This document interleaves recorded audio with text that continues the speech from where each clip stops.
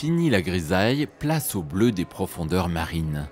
Pour cette métamorphose, 12 personnes ont travaillé dans le plus grand secret pendant un mois. Des artistes confirmés et de simples habitants dont vous ne verrez pas les visages. Un souhait de ce collectif toulonnais nommé les Mains Sales.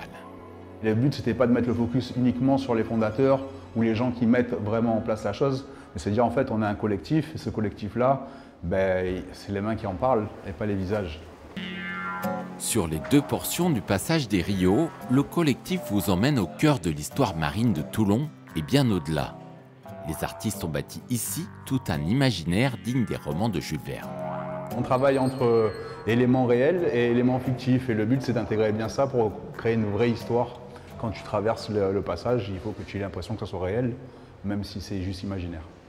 Et le public répond présent. Ces passages autrefois boudés sont aujourd'hui prisés des Toulonnais et des touristes. I think it's beautiful. Beautiful, yeah. It's beautiful. C'est bien éclairé, c'est très bien dessiné. L'idée est excellente, il faut continuer dans ce sens-là. Continuez, d'autant que ce n'est pas la première réalisation.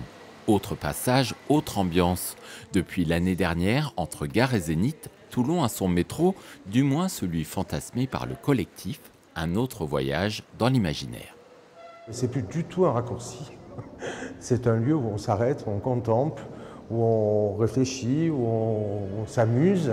Donc ça devient un lieu non plus de passage, mais un lieu de contemplation. Une galerie à ciel ouvert, enfin presque. À Toulon, le street art a pris ses quartiers et ne demande qu'à investir d'autres passages.